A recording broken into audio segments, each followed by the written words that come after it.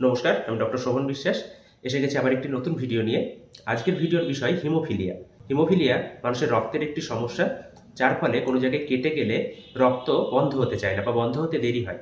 আসলে আমার একজন দিদি আমাকে বলেছে এই ভিডিওটি বানাতে, তো তার রিকোয়েস্টে আজকে ভিডিওটি বানানো।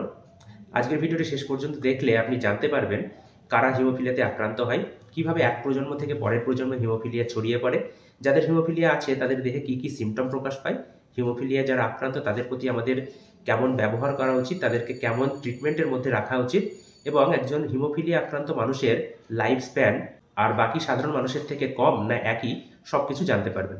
তো ভিডিওটি শেষ পর্যন্ত দেখতে থাকুন।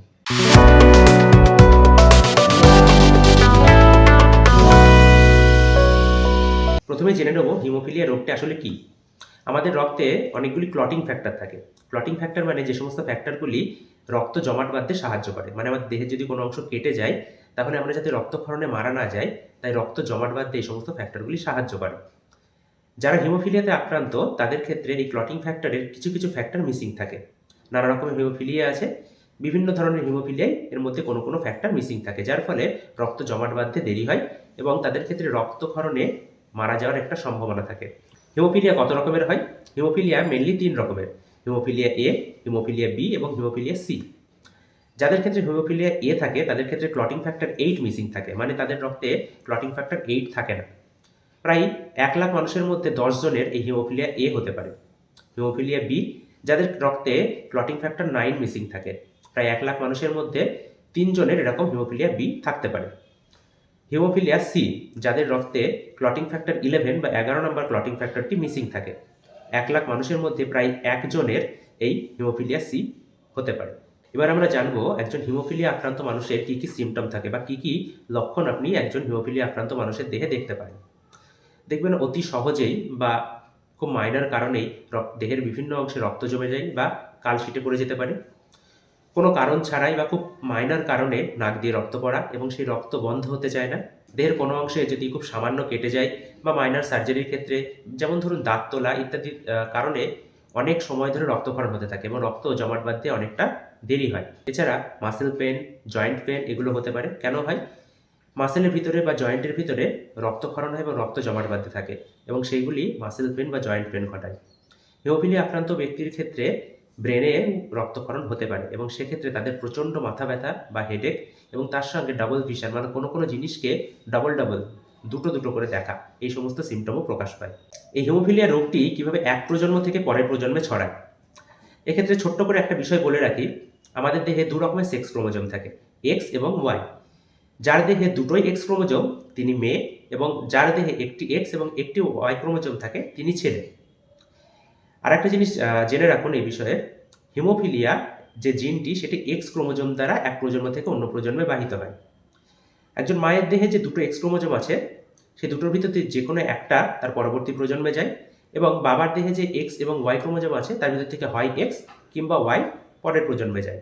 যদি পরের প্রজন্মের কাছে দুদিক থেকে এক্স ক্রোমোজোম আসে তাহলে সে মেয়ে হয়ে জন্মায়। যদি মায়ের কাছ থেকে এক্স এবং বাবার কাছে থেকে ওয়াই আসে তাহলে এক্স ওয়াই মিলে সে ছেলে হয়ে জন্মায়। নতুন যে সন্তানটি জন্ম নিল তার এক্স ক্রোমোজোমে যদি হিমোফিলিয়া জিন থাকে তাহলে তিনি হিমোফিলিয়া আক্রান্ত হবেন না হবেন না। ছেলেদের দেহে যেহেতু একটি এক্স এবং একটি ওয়াই ক্রোমোজোম থাকে এবং সেই এক্স ক্রোমোজোমে যদি হিমোফিলিয়া জিন থাকে তাহলে তিনি হিমোফিলিয়া আক্রান্ত হবেন এবং তার দেহে হিমোফিলিয়ার লক্ষণগুলি প্রকাশ পাবে। কিন্তু একজন মেয়ের দুটো এক্স ক্রোমোজোমের মধ্যে যদি যে কোনো একটিতে হিমোফিলিয়া জিন থেকে থাকে সেক্ষেত্রে তিনি হিমোফিলিয়ায় আক্রান্ত নাও হতে পারেন, মানে হিমোফিলিয়ার সিমটমগুলো তার ক্ষেত্রে প্রকাশ নাও পেতে পারে। তিনি শুধুমাত্র ক্যারিয়ার হিসেবে থাকতে পারেন এবং পরবর্তী প্রজন্মের মধ্যে তার দেহ থেকে হিমোফিলিয়ার জিন যেতে পারে। এক্ষেত্রে মেয়েদের ছেলেদের থেকে এক্সট্রা ফেসিলিটি আছে। কেন?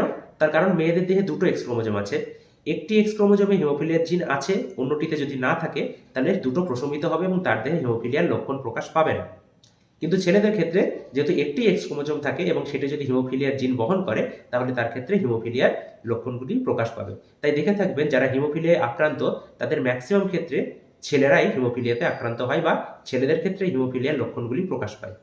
আপনার বাচ্চার হিমোফিলিয়া আছে কিনা সেটি জানার জন্য কি টেস্ট আপনি করতে পারেন। এর জন্য কয়েকটি ব্লাড টেস্ট করা হয়, যেমন সিবিসি, বিটি, সিটি, পিটি, এপিটিটি এবং তার সঙ্গে ক্লটিং ফ্যাক্টর 8 এবং 9। এই টেস্টের ভ্যালু দেখে আপনার ডাক্তারবাবু আপনাকে জানাবেন যে আপনার বাচ্চার হিমোফিলিয়া আছে না নেই। যদি হিমোফিলিয়া থাকে তো সেটি মাইল্ড, মডারেট না সিভিয়ার কোন স্টেজে আছে, এবং সেই বুঝে তার পরবর্তী ট্রিটমেন্ট হবে। হিমোফিলিয়ার চিকিৎসা কী? যে হিমোফিলিয়ায় আক্রান্ত তার ক্ষেত্রে মাইল্ড, মডারেট বা সিভিয়ার বিভিন্ন স্টেজের উপর ডিপেন্ড করে সাধারণত ক্লটিং ফ্যাক্টর রিপ্লেসমেন্ট থেরাপির মাধ্যমে তার চিকিৎসা করা হয়। সেটি আপনার ডাক্তারবাবু আপনাকে জানাবেন যে তিনি হিমোফিলিয়ার কোন স্টেজে আছেন, তার কতটা ক্লটিং ফ্যাক্টর রিপ্লেসমেন্ট থেরাপি প্রয়োজন বা প্রয়োজন নেই। সেগুলি জানার জন্য আপনার নিকটবর্তী ডাক্তারবাবুর সাথে আপনি আলোচনা করতে পারেন, তার অ্যাডভাইস ফলো করতে পারেন। তবে আপনাদের ক্ষেত্রে যে বিষয়গুলি সবথেকে বেশি জেনে রাখা প্রয়োজন সেগুলি আমি পরপর বলব। যার হিমোফিলিয়া আছে তার ক্ষেত্রে কিছু অ্যাক্টিভিটি অ্যাভয়েড করে চলতে হবে।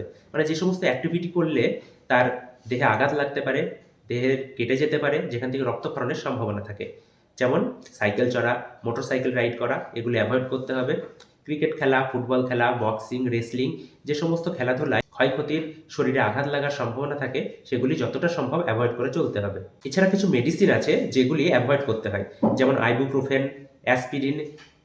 এছাড়াও এমন কিছু মেডিসিন আছে যেগুলি রক্তকে তরল রাখতে সাহায্য করে। এই সমস্ত মেডিসিনগুলো তাদের ক্ষেত্রে অ্যাভয়েড করতে হয়, কারণ তাদের ক্ষেত্রে রক্তক্ষরণ হলে সেই রক্ত জমাট বাঁধতে প্রচুর দেরি হয় এবং রক্তক্ষরণে দেহের বড় ক্ষতি হয়ে যাওয়ার সম্ভাবনা থাকে। যে পেশেন্টের হিমোফিলিয়া আছে তার ক্ষেত্রে কিছু গুড হ্যাবিট তৈরি করা খুবই প্রয়োজন।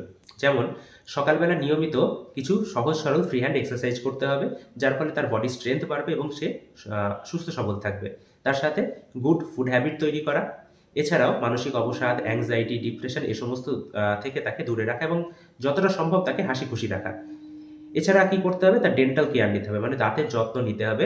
নিয়মিত ডেন্টিস্টের কাছে গিয়ে তার দাঁত পরীক্ষা করাতে হবে। শুধুমাত্র বাচ্চাটির এই সমস্ত গুড হ্যাবিট তৈরি করলেই হবে না, বাচ্চাটি যাদের সাথে মেশে, মানে তার বন্ধু-বান্ধব, পাড়া-প্রতিবেশী, ফ্যামিলি মেম্বার বা আশেপাশে যে সমস্ত মানুষ আছে সকলকে এই হিমোফিলিয়া রোগটি সম্পর্কে জানাতে হবে। তাদেরকে বোঝাতে হবে ছোট থেকে ছোট আঘাত বা কেটে যাওয়া এই হিমোফিলিয়া আক্রান্ত বাচ্চাটির ক্ষেত্রে কতটা ক্ষতিকর হতে পারে, তার জীবন সংশয় হতে পারে।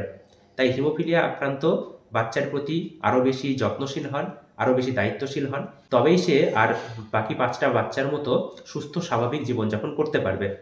আজকে আমার ভিডিওটি বানানোর উদ্দেশ্য একটাই, যে পৃথিবীতে যে সমস্ত হিমোফিলিয়া আক্রান্ত বাচ্চা আছে বা তাদের যে সমস্ত গার্জিয়ান আছে তারা যাতে সঠিকভাবে এই রোগটি সম্পর্কে জানতে পারে, রোগটি কেন হয়, কিভাবে একটি প্রজন্ম থেকে অন্য প্রজন্মে ছড়ায়, তাদের কি সমস্ত সিমটম প্রকাশ পায় এবং তার অ্যাকচুয়াল ট্রিটমেন্ট কী, বা সেই সমস্ত বাচ্চাদেরকে কীভাবে যত্নে রাখতে হবে সেগুলো যাতে সঠিকভাবে জানতে পারে, তবেই সেই বাচ্চাটিকে আর ৫টা বাচ্চার মতো একটি সুস্থ স্বাভাবিক জীবন দেওয়া সম্ভব হবে।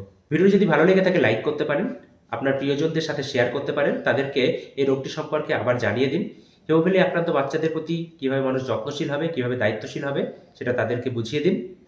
আরও অন্য কোনো বিষয়ে যদি ভিডিও বানালে আপনাদের সুবিধা হয় কমেন্ট করে জানাতে পারেন, আমি চেষ্টা করব সেই বিষয়ে ভিডিও বানানোর। আপনি যদি আমার ইউটিউব চ্যানেলে নতুন এসে থাকেন তাহলে চ্যানেলটি সাবস্ক্রাইব করতে পারেন, যাতে এর পরবর্তীকালে যখন আমি ভিডিও পোস্ট করব তার নোটিফিকেশন আপনার কাছে পৌঁছে যাবে এবং আপনি কোনো ভিডিও মিস করবেন না। আজকের ভিডিওতে আপাতত এটুকুই, পরে আবার কোনো দিন অন্য কোনো ভিডিও নিয়ে আসবো। দেখা হবে পরের ভিডিওতে। নমস্কার।